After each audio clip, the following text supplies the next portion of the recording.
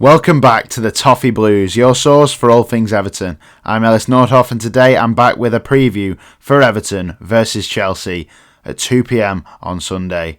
It's at Goodison Park and it's the start of a new era. Dan Freakin and the Freakin Group have taken over Everton Football Club. New beginnings, Fard Mashiri will now leave Everton and we've got brand new majority shareholders. This is it, new beginnings. Could it be brighter times for us? I really hope so. Hopefully we can start it with a win against Chelsea. But huge game. I imagine the crowd are going to be up for it. Goodison will be buzzing. Are we going to get a win? You'll have to let me know. But let's get straight into it and look at our team. Sean Dyche has done his press conference today and he said that Dwight McNeil is touch and go for this game. We don't truly know what that means because we know that Sean Dyche likes to keep his cards close to his chest.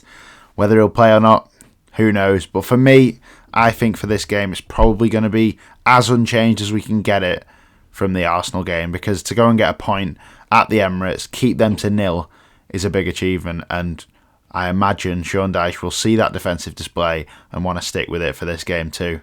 In terms of the Arsenal game, it was great defensively, but there was nothing in an attacking sense for the entire game, so I suppose it's one of them where we had to sacrifice all of our attacking presence just to try and make sure we got that point, and I'm very glad that we did, so I'm very positive about that one, and that's why I'd probably keep the team as same as you could really.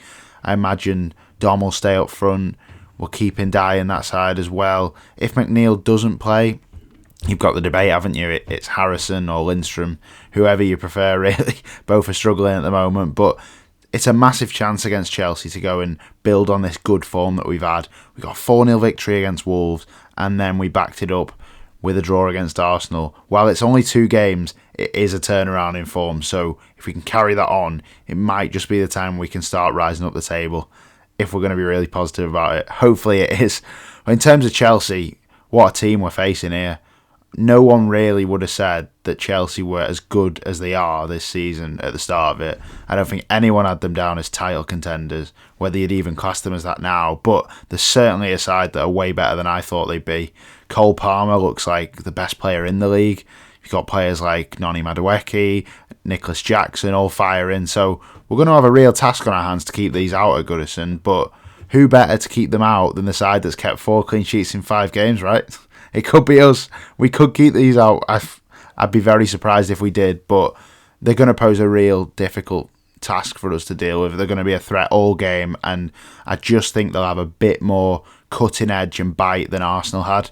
We've seen Arsenal's numbers over recent weeks. Their non-set piece XG has been quite poor, really, and they've been winning games based on set pieces, whereas this Chelsea side, they seem free-flowing. It's like Enzo Maresca's just woke them all up suddenly, and all that money that was spent on that side maybe is coming to fruition now. Obviously, I think, to be fair, they have to win a league to justify the amount of spending they've had, because to spend that much on what at the time was a mid-table team is just unbelievable, really. But that's Chelsea, and that is exactly what Chelsea are like, aren't they? But there are weaknesses in this Chelsea team. For me, it's Robert Sanchez. That goalkeeper is dodgy, and we need to target him. Set pieces, we need to get right in on him, get someone stood right next to him. Don't let him claim for a foul, but just let him know you're there and ruffle his feathers a bit, because from corners I think he'll be worried, and I think in general play as well. Just get shots at him. We don't take enough shots anyway, but against this goalkeeper, we've absolutely got to pepper that goal whenever we get a chance. And at Goodison, you'll have them waves, won't you? You'll have them moments where maybe we are slightly on top for a couple of minutes and you just absolutely have to take it. Against a team like Chelsea, who are going to have most of the ball, we just have to take those moments and get them shots off. If we get in an attacking position, we've got to take a good shot, because we saw against Arsenal, the one opening we had, the Decore one, we didn't utilise it, and we didn't really get another chance again, did we? So we need to make sure we do that in this game. Defensively, I think we've got to set up the same way as we did against Arsenal, but just with a little bit more freedom to attack when we do get the ball again. James Tarkowski was absolutely superb in the last game. Branthwaite had a little pass back in the first half, but soon sorted that out and was great in the second half as well. So I believe that these lads can do it, but it's whether we could get 5 clean sheets in 6 games. that seems like a massive, massive task to deal with. When you've also got midfield stars at Chelsea like Enzo Fernandez, you've got Moises Caicedo. There's just so much talent there. Obviously, it's because they've spent money, but there's just an abundance of good players. I think Caicedo is probably one that we really need to talk about, because I've actually seen some Chelsea fans say that he is their player of the season so far, ahead of Cole Palmer. So he must be doing something right, mustn't he? He's obviously a very important player in the system for them. Yes, he might not score as many goals as Cole Palmer, but he's going to be crucial in the way that they play. So it's up to our midfield to make sure we actually have a grip on this game, because the minute you lose a midfield battle, we know it all too well. That's it, innit? That tends to be the end for you. But in terms of our game, we need to make sure that we do focus on the way that we play as well. We can't fully just respect them and forget about what we're doing. We have to sit tight and then break with purpose. This is the thing. We haven't done it enough, and we haven't done it under Sean Dyche for a long time now. Once we get the ball, we have to use it better. I say it every single week. We have to use it well and get in those positions to attack, because we know that the Sean Dyche way seems to be off the cuff in the final third, but when we get it, we've got to make the most of it. How many chances are we going to get in this game? We might get 3, perhaps, because we're at home. Got to take them. We absolutely have to take them. The thing I'm banking on, though, Blues, is just that freaking group buzz. Surely at Goodison, everyone's going to be bang up for it. We've got a new era starting. Hopefully the fans can have something to get excited about again. I'm certainly going to be excited going to Goodison just on the fact that we've got hope again. We've finally got an opportunity to believe and see a future, because at times we didn't really even see a future at Everton, whether that was a future in the Premier League or even a future as a club.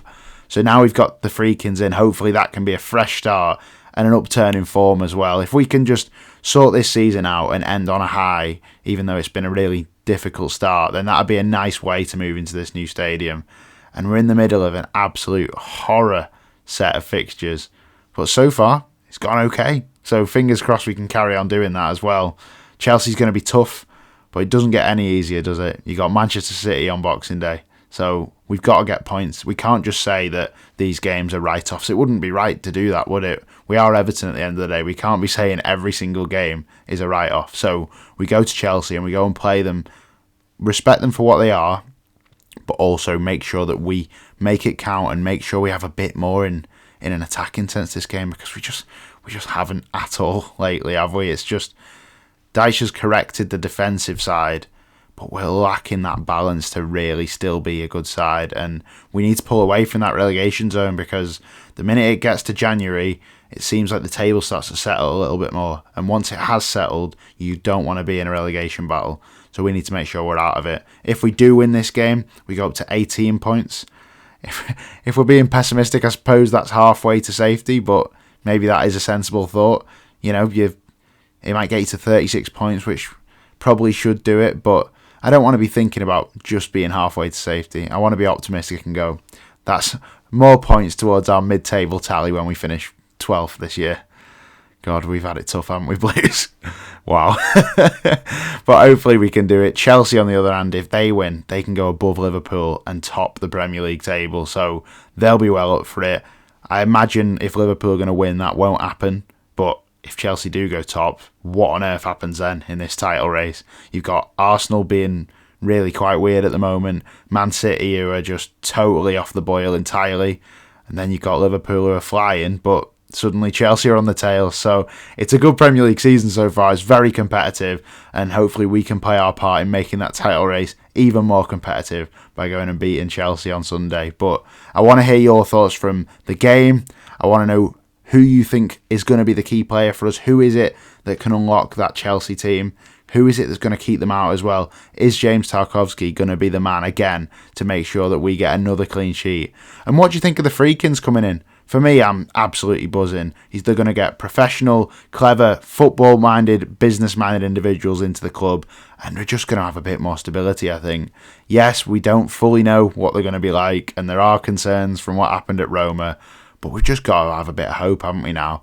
They seem to be the most experienced business-wise operators that we could have had, and they seem pretty hell-bent on making this work. At the end of the day, it's a big investment for them, so even if they didn't have any sort of sentimentality about Everton, They want to make it work purely for their business, don't they? So hopefully they can be great owners for Everton. I wish the Freakins all the best. And let me know what you think about. Are you happy with the takeover? Give me your score predictions.